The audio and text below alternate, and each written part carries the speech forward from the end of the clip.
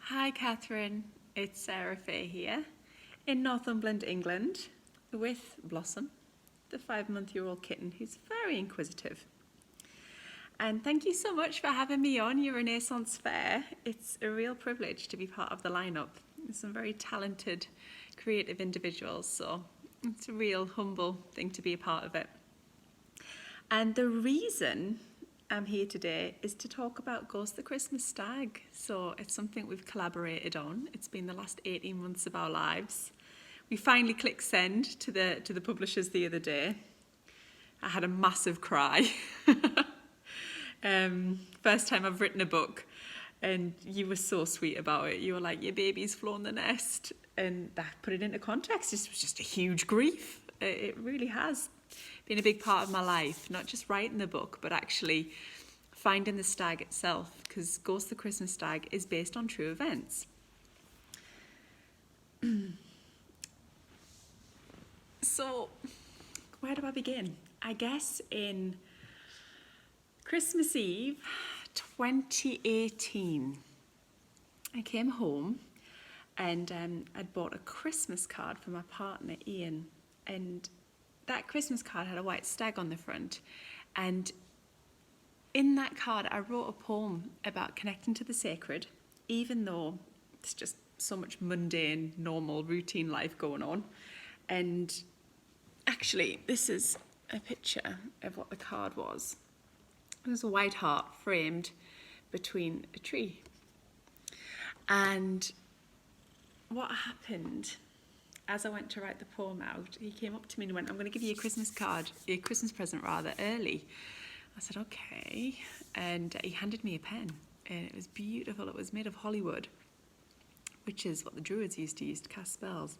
He says, I think you've got something really important to write with this pen.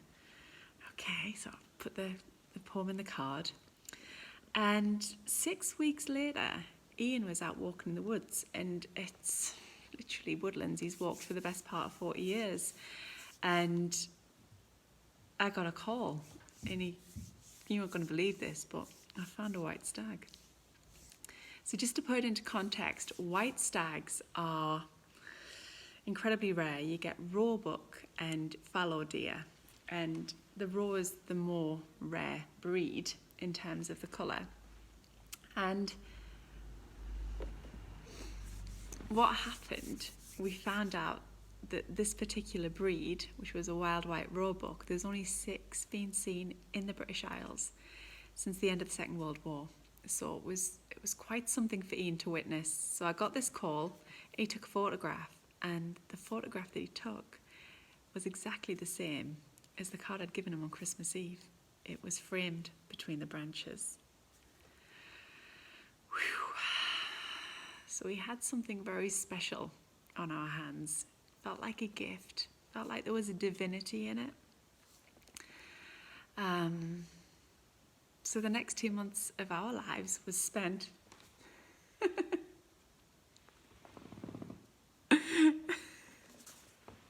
the next 2 months of our lives was spent in the woods with this white stag, and we kind of built a relationship with him. We called him Ghost, not because of his colour, it's because he can vanish and go undercover, because he just used to disappear like this. And it was during the winter time that we found him, so the trees are bare, but it was something like the silver birch. She was like this spectre.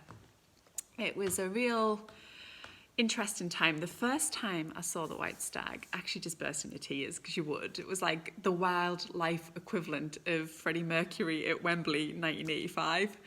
It was interesting because there's other times I saw him where I just felt, I didn't feel anything inside. And I know, Catherine, we've talked about this before, about mental health. It was February in deepest, darkest Northumberland. And I think it's important to put that across, that it's it's not all like everything's light all the time and wonderful. It was a beautiful experience, but it brought me to my own attention, because there's times when I was with Ghost and I was thinking, this is enormous, this is amazing, and I feel nothing, which is depression, right? So Ghost has had this real light and dark symbolism, and that's played out in the book that we've created. And Catherine has done some incredible illustrations and to my words.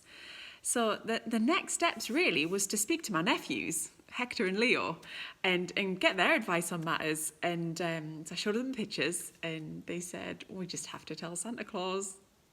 Oh my God, I've got the story. So I drove home back from the city to the countryside, and I just couldn't get home quick enough. I was just downloading all of this information. It literally was plucked from the sky, the story. And from there, I thrashed it out in about 4 hours in the chapel with my little cat Jemima at the time, big woolly jumper. And from there, it was about 9 edits, and took about 6 months to write and polish up. But it was as if that was the spark from the boys, and it was Hector that said it. So the protagonist of our story is called Hector the Forest Protector. And the story goes, a little boy in the woods, and he finds something that he just has no prior reference for. He finds this creature and thinks it's a unicorn. I think there's so much about unicorns at the moment, which is great, but I just feel like there needs to be space for natural magic. So after consultation with his mum, he finds out that this isn't a unicorn and understands it's a white stag and how rare it is and how precious it is. But as we go light to dark, it's hunting season. And with that, he's at risk. So he needs to think of a way to help the deer, to protect it. So I don't want to give too much of the story away, but he writes a letter to someone who is very famous for having a group of deer, and it just so happens that one of his deers is wanting to hand in his notice. So you'll have to read the story to see how it all ends up. It's wrote in rhythm and rhyme and told through the eyes of a child. And it's a real important message, universal message of protecting wildlife, but also protecting that which is sacred. Like for me, Ghost, the white heart, it's like the soul. That's what I see it as. I see it as that which is precious, that's that which cannot be destroyed. Like I said, it's like a gift, it's divinity. There's something really precious there that we have to protect and honour, not just in nature, but also within ourselves and in our children and our elders. Okay, where else are we at? So that was a little bit, without giving too much away about the book, and what happened. Yeah, so I've never seen Harry Potter before, which is terrible. I understand. I don't have children, so that could be why. But no, there's no excuse. I've not read the books or anything. So this is how Catherine and I came to really work together on this project. The day that we found Ghost, she puts up a picture of the white stag, the patronus of Harry Potter, which, ironically, is to stop the Dementors, which is symbolic of depression in the books and film. I came to find out. So with this, I see that, and as I understand synchronicity, manifestation, and coincidence, I thought there's something here with Catherine. She's meant to be part of this journey. So I shared the story of Ghost with her, the real Ghost. We were keeping it obviously massive secret at the time. And she just started to sketch out some pictures, and that's how we became to collaborate on the story. And she obviously told me about Harry Potter. So I watched Harry Potter for the first time, age 35. Isn't that terrible? And watching the first one, and when the owls are delivering the letters, I just think, oh, I wish that would happen to me. I just wish I could be young again and see this for the first time. And then at the same time, just wish that there's that sense of magic overriding, because anyone who's seen the films can understand the situation that Harry is in Privet Drive, wherever he lives under the stairs.